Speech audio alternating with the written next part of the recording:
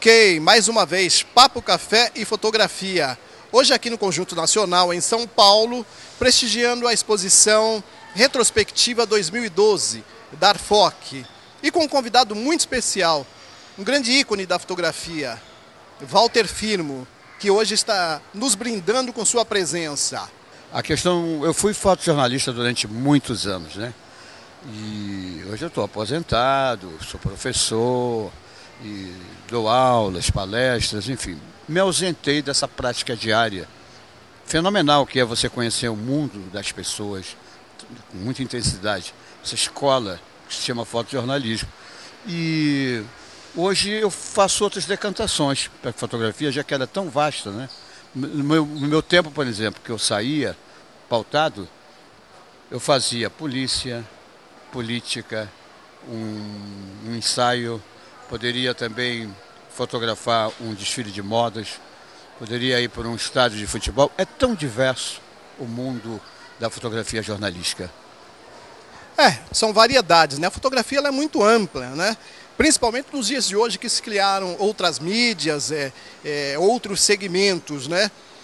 Mas eu gostaria de começar falando com você, Walter, sobre aquela fotografia que você postou esta semana nas redes sociais. Você ainda bastante jovem, já fotografando uma grande personalidade. Eu queria que você me falasse um pouco como iniciou isso, como você chegou em tão tenra idade e já está produzindo, fotografando assim personalidades. Como foi isso? Eu tinha 18 anos de idade, comecei a fotografar no jornal Última Hora, no Rio de Janeiro, do Samuel Weiner. E, mais uma vez, você sabe, na escola fotojornalística, você tem a idade que tiver. Você é um kamikaze. Na hora que te mandam fazer um tipo de trabalho, você tem que estar preparado para todo tipo de trabalho que for, né? E no caso do Luiz Carlos Prestes, que foi exatamente o grande herói da minha investigação naquele momento, eu quando cheguei para fotografar aquele mito, eu com 18 anos, eu estava diante realmente para mim, de uma superioridade na questão da política, né? E eu fiz uma reverência. Quis ser fotografado naquela entrevista coletiva perto dele. E eu, ainda magrinho, adolescente, com um equipamento que era um equipamento que meu pai tinha me dado, uma Rolleiflex, né? Com flash, que hoje eu abomino, porque o tipo de fotografia que eu passei então a fazer de uns tempos para cá é uma fotografia que eu me recuso de usar o flash, porque sigo aquela premência do Cartier-Bresson, que dizia que enquanto houver uma luz de vela, haverá uma fotografia. Mas voltando ao Prestes, quando estamos no fazer fotográfico jornalístico, a gente pode fazer de tudo, pode acontecer tudo à nossa frente. Mas me diz uma coisa, como que você chegou no jornal? Como que você chegou no jornal? Você já iniciou como repórter fotográfico? Você tinha uma outra função? Como foi esse acesso naquela época a um grande jornal, que era no teu caso? Eu fazia o científico ali num subúrbio do Rio de Janeiro, chamado Engenho Novo. E meu pai embarcadiço, enfermeiro de bordo, ele trabalhava nos navios mercantes que traziam o petróleo, o óleo cru, para ser, enfim, pela Petrobras. Ele, sabendo do gosto do filho pela fotografia, ele trouxe nada mais, nada menos que uma Rolleiflex, que naquele tempo até samba dava. E com essa Rolleiflex eu fiz um curso de fotografia na Associação Brasileira de Arte Fotográfica, que existe até hoje no Rio de Janeiro, a ABAF. E de lá saí municiado, assim, jovem, muito folgado. Eu fui parar no Jornal do Brasil e lá com o chefe eu falei, olha, eu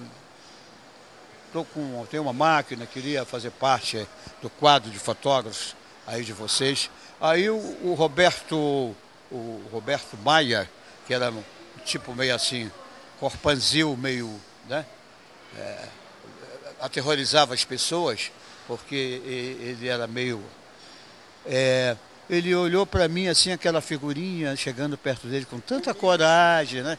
Ele chamou assim Eu falei, olha, e se o senhor me der uma chance, em 15 dias eu posso ser um profissional. Aí ele achou abusado, chamou o Demócrito Bezerra, que era um fotógrafo conceituado, famoso naquela época, e disse assim, Demócrito, vem aqui ver esse rapaz que disse que em 2 semanas aqui ele é igual a você. Aí o Demócrito veio, eu estava numa parte de baixo, lá na última hora, na Praça 11, e eles estavam em cima.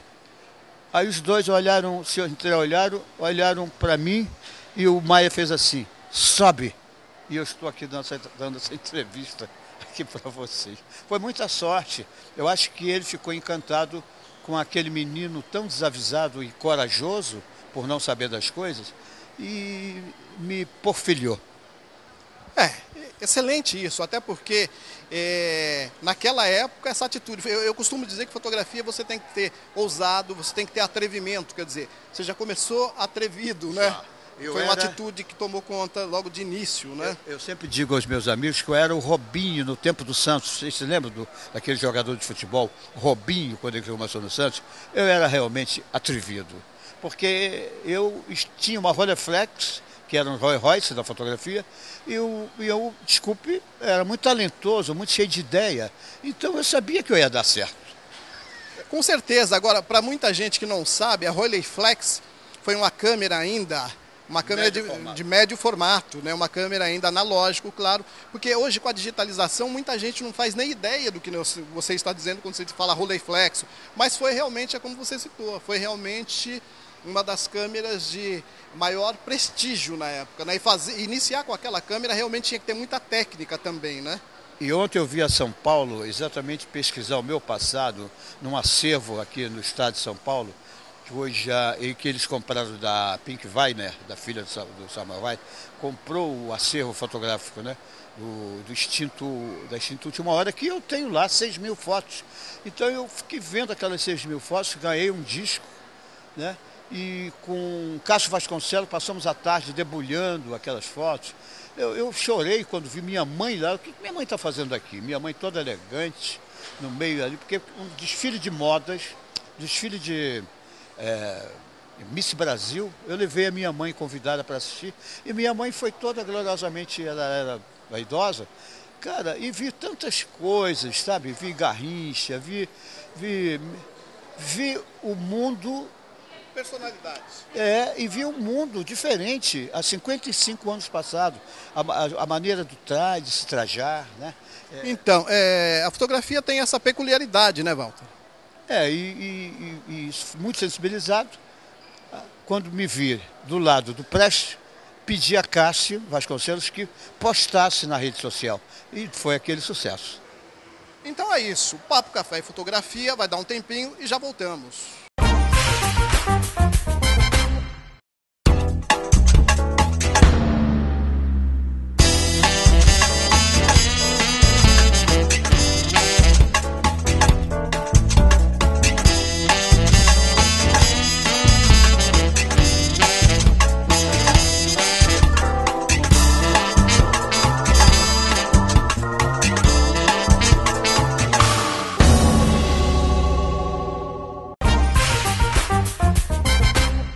Ok, Papo, Café e Fotografia, estamos de volta aqui com o nosso querido Walter Firmo, que vai comentar agora referente a uma dessas imagens. O viver, o conviver, a tragédia humana, tudo isso são respaldos, né, para o jornalismo em geral. Não é só de fofoca, não é só de política, intriga, mas sobretudo essa tragédia humana, né? E uma das coisas que me comoveu muito nessa foto é exatamente o irmão abraçado com o irmão morto, né? E às vezes eu fico me indagando, viu, Roberto, em relação a o que emociona mais a gente numa foto? É a estética, certo? Ou, de repente, esse tipo de encontro que você se depara naquilo que Paulinho da Viola disse, que o acaso não tem pressa, e que você pode fazer uma grande fotografia da vida como ela é. Olhem só esse tipo de tragédia. Mas é aquele negócio, né? Uma fotografia dessa, para o profissional que está ali, ele não tem como não fazer também, né? Quer dizer, é chocante e ele tem que, nesse momento, segurar o coração, ser frio e fazer essa imagem. Mas, por outro lado, também sofremos com esse tipo de imagem, né? Mas que é necessário mostrar, né? Que existe essa parte do mundo que é infeliz. Isso faz parte da nossa vida também. Fazer o quê? Né? Eu, durante o tempo que trabalhei na imprensa, eu me defrontei com situações absurdas de um neorrealismo tão forte que eu algumas vezes chorei fotografando aquilo. Porque para mim era uma coisa tão terrível que eu tinha que verter umas lágrimas, que eu sou chorão por natureza. E trabalhar numa profissão onde a gente se defronta com fortes emoções, a gente nessa hora tem que ser frio e mesmo com as lágrimas, a gente tem que realizar a fotografia.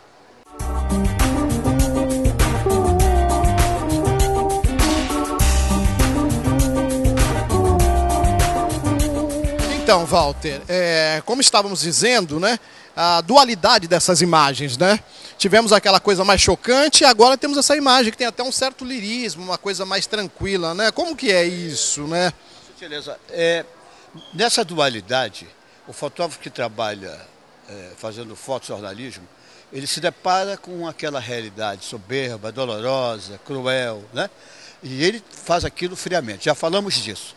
Agora tem um outro trato que eu acho fino, que é quando o fotógrafo pode trabalhar a sua emoção filtrada pelo cérebro e que ele pode, dentro dessa sutileza, trabalhar como essa fotografia aí, a questão da luz, a questão psicológica da imagem, que vai exatamente ser filtrada por aquele que haverá. Então, nesse caso que tem esse cruzeiro, que tem essa flor, é uma fotografia com ares de fine art, né? Com ares de sutileza assim, onde se trabalha com a luz, o entorno, né? E uma certa decoração. Excelente. Nós estamos vendo aqui o grande Walter Firmo nos dar uma aula, né? Um privilégio para todos nós, né? Eu gostaria de também saber, Walter, com relação a, por exemplo, não dá para falar com o Walter Firmo e não perguntar referente àquela fotografia célebre do Pixinguinha, aquele estudo que foi antes e depois da morte dele. Eu gostaria que você falasse um pouquinho disso, porque você acabou de falar lirismo, essa sutileza, e aquela imagem tem tudo isso, né? O que me levou à fotografia foi o cinema. Eu queria ser o que é o Walter de Carvalho, na direção fotográfica, trabalhando em imagens 24 por segundo. Mas acontece que uma imagem única me emociona. Eu posso voltar a ver aquela imagem tantas vezes quanto quiser e me emocionar. Como no cinema, eu vou ver um filme, vejo uma vez, vejo duas ou três e acabou, não vou ver mais aquele filme, né?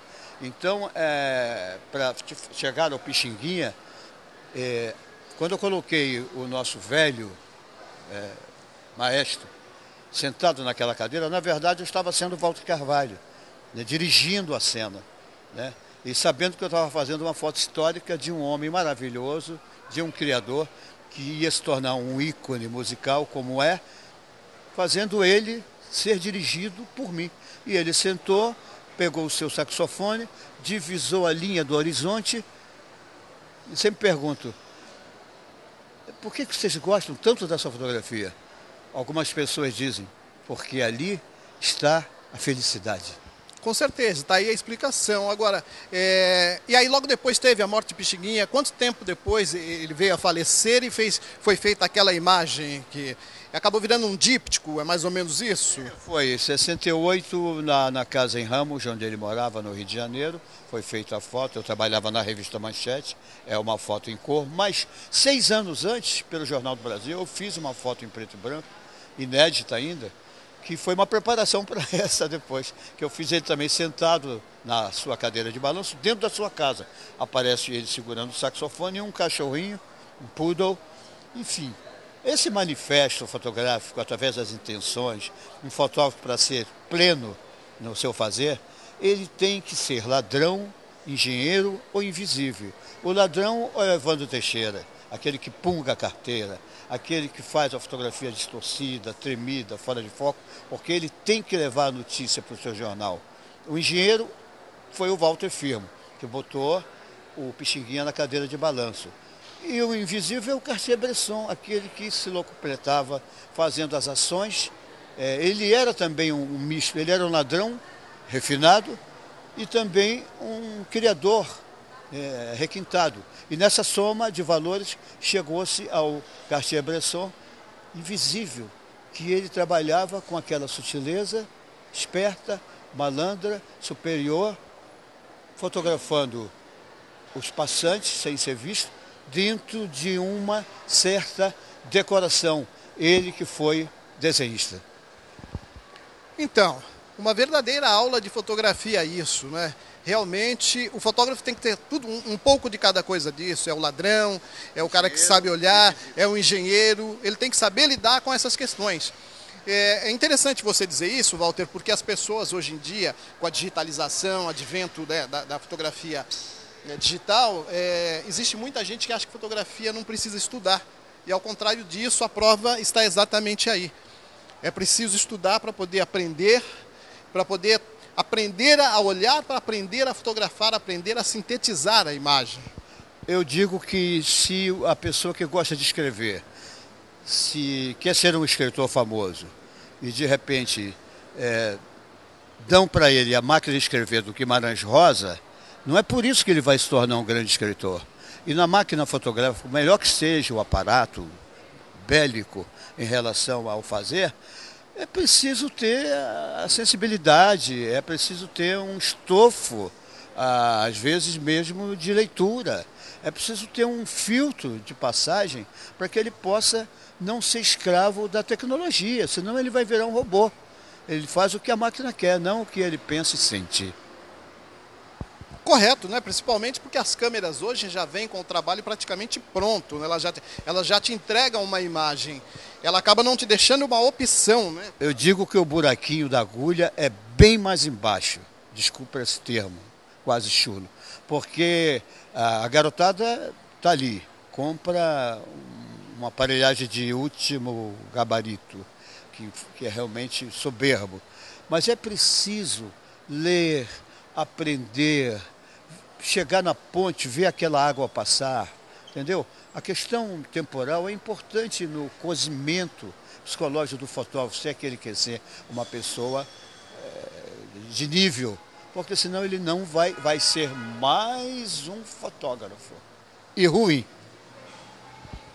Realmente, é isso, né? Acho que precisa ter um pouco mais de sensibilidade para entender tudo isso.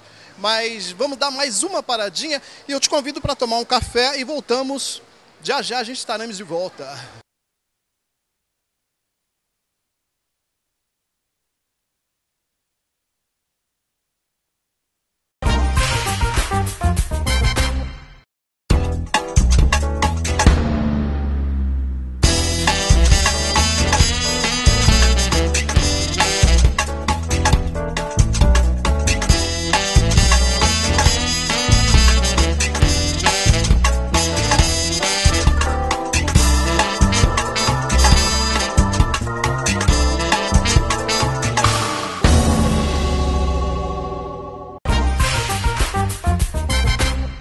Ok, mais uma vez, estamos de volta aqui com Papo Café e Fotografia, ainda com o nosso querido Walter Firmo.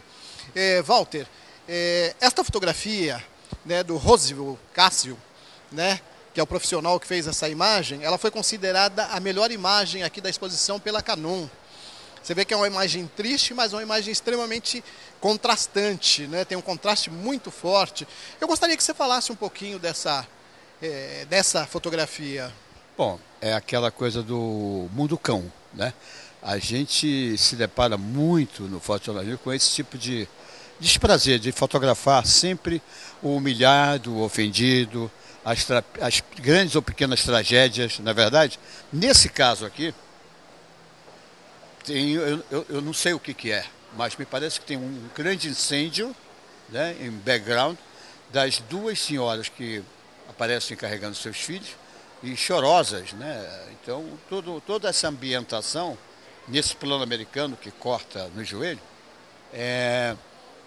nos remete exatamente a uma tragédia, ao choro, ao desalinho das coisas. Isso trabalha com a nossa emoção. O que eu posso falar dessa fotografia é dentro daquela programação minha, daquela minha tese, do ladrão. O cara chega lá e faz. Tá? As coisas estão expostas ali. Ele não tem que pensar muito, ele tem que sentir, né? E apertar o botão. Nessa fotografia, exatamente, isso é uma reintegração de posse. Então, é como você disse, né? Essas pessoas está sendo tirado delas, né, o direito de residir nesse local, e aí houve um confrontamento e esse incêndio. Então, a emoção está toda aí, né? Ele pegou toda essa emoção dessa tragédia nesse instante. A inocência das crianças, né, no colo das suas mães, respectivas. Enfim, mexe com a gente. Qualquer um, por mais duro que seja, vai parar para sentir, certo? E se emocionar com essa imagem. Realmente, você veja que nós falamos da sensibilidade, nós falamos do entendimento, do aprender a fotografar, do aprender a olhar. É esta sensibilidade que quem está começando agora precisa ter acesso a isso, aprender a como lidar com isso, a ver imagem, aprender se posicionar. É como você disse, está acontecendo ali, o fotógrafo chega e está ali. É ele saber olhar, né? E respeitar as pessoas, sobretudo, respeitar quem você está fotografando, ser caridoso na prospecção, certo? Não ser intransigente. Você sempre quem se está fotografando, ele tem a razão. E você tem que interpretar essa razão dele, entendeu?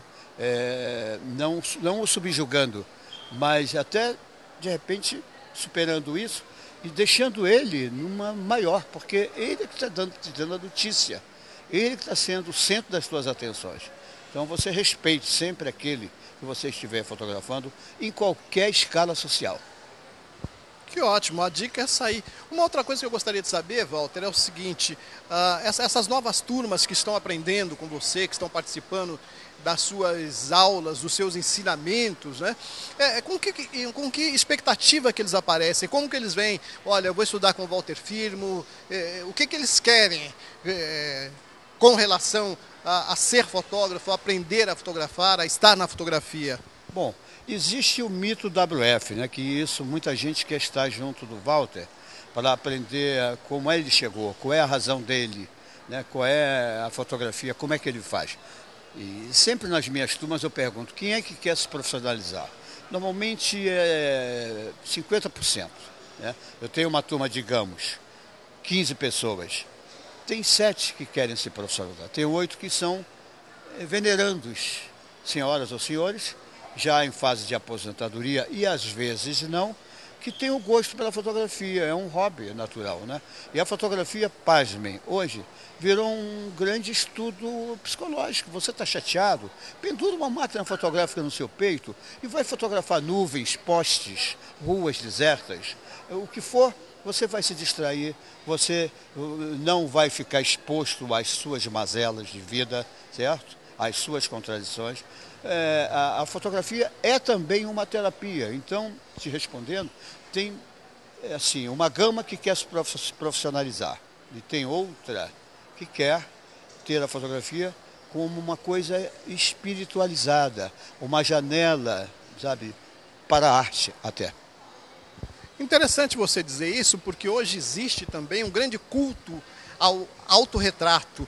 As pessoas hoje se autofotografam para estar presente nas redes sociais, como se fossem celebridades, e acabam se tornando celebridades das redes sociais. Então existe um culto muito grande a se autofotografar.